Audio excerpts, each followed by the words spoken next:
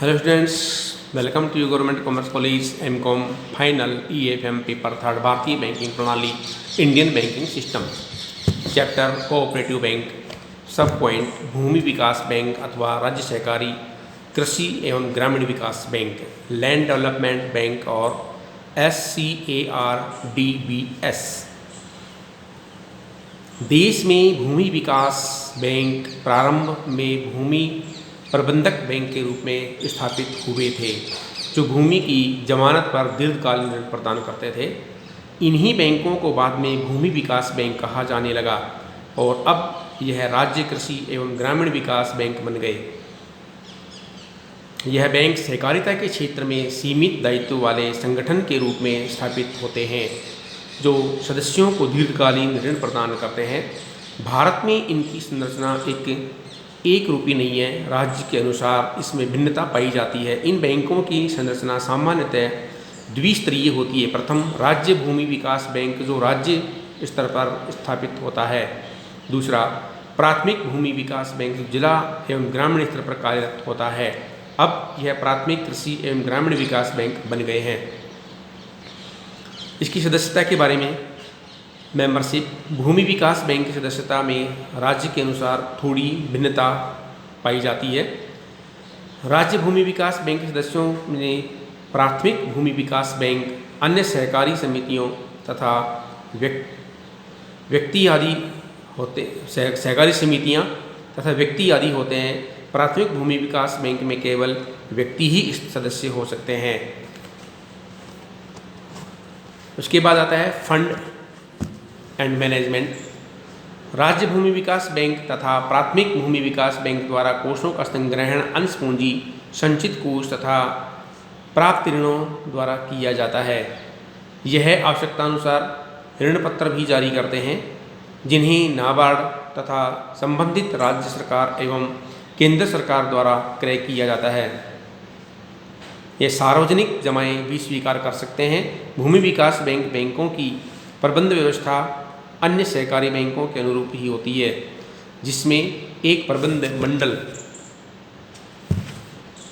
का गठन किया जाता है, जो बैंक की प्रबंध व्यवस्था व निर्णय लेने का कार्य करता है।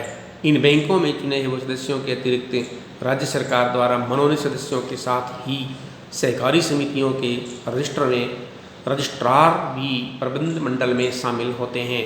सामान्यतः इन बैंकों के प्रबंध मंडल में 15 से 20 सदस्य भी हो सकते हैं। इनके कार्य के बारे में व्याख्या करते हैं। फंक्शंस। भूमि विकास बैंकों के कार्य इस प्रकार से हैं। नंबर 1, भूमि में स्थायी सुधार के लिए दीर्घ अवधि के लिए ऋण प्रदान करना। नंबर 2, भूमिहीन कृषक को नई भूमि क्रय करने के लिए ऋण प्रदान करना। नंबर 3, पुराने ऋणों का पुनर्भुगतान करने हेतु ऋण देना। नंबर 4, कृषक को साहूकारों के ऋण भार से मुक्त करना। नंबर 5, ग्रामीण क्षेत्रों में कुटीर उद्योग लगाने हेतु ऋण प्रदान करना। लघु उद्यमियों तथा उद्यमिता विकास हेतु ऋण प्रदान करना। बड़े कृषि उपकरणों तथा ट्रैक्टर, थ्रेशर, हार्वेस्टर आदि के लिए ऋण प्रदान करना।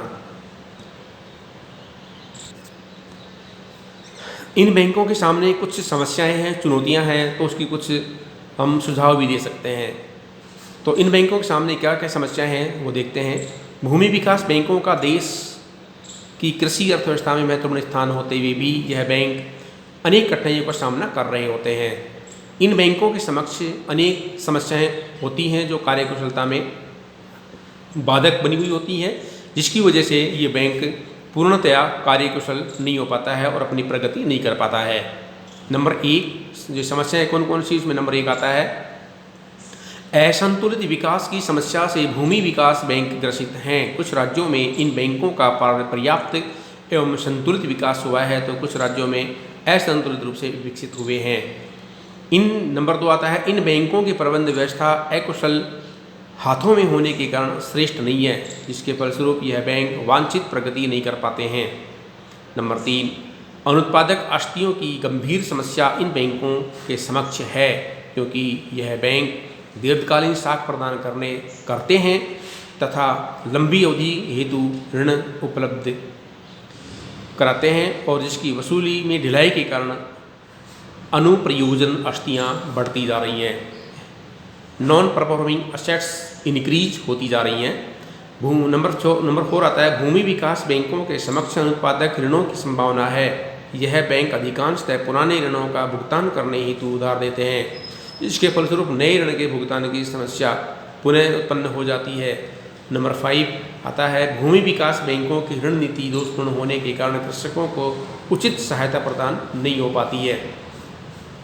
नंबर 6 भूमि विकास बैंकों की अच्छी ख्याति नहीं होने के कारण इन्हें धन हस्तांतरण में कठिनाई आती है। जनता इनके ऋणों को खरीदने में दिलचस्पी नहीं लेती है और उसके पीछे ही रह जाते हैं, इनसे कांटेक्ट भी नहीं करते हैं। नंबर 7 भूमि विकास बैंकों के समक्ष सरकार एवं राजनीतिक प्रभुत्व की समस्या होती है और इसको सफल बनाने के लिए हम कुछ सुझाव भी दे सकते हैं। जैसे सुझावों में आता है भूमि विकास बैंकों का स्वस्थ एवं पूर्ण विकास कृषि अर्थव्यवस्था के लिए आवश्यक है, अतः यह आवश्यक हो जाता है कि अतिशीघ्र इनकी समस्याओं का निराकरण करके इन्हें अच्छी प्रगति के स्तर पर लाया जा सकता है। नंबर 1 है भूमि विकास बैंक की प्रबंध व्यवस्था में सुधार किया जाना चाहिए और प्रशिक्षित एवं योग्य व्यक्तियों को नियुक्त करना चाहिए।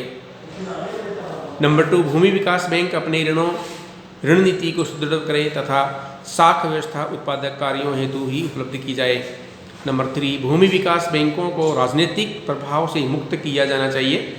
नंबर 4 भूमि विकास बैंकों की अनुत्पादक आस्तियाँ गैर नॉन परफॉर्मिंग असेट्स की समस्या निराकरण हेतु पेशेवर प्रबंधकों की नियुक्ति की जानी चाहिए।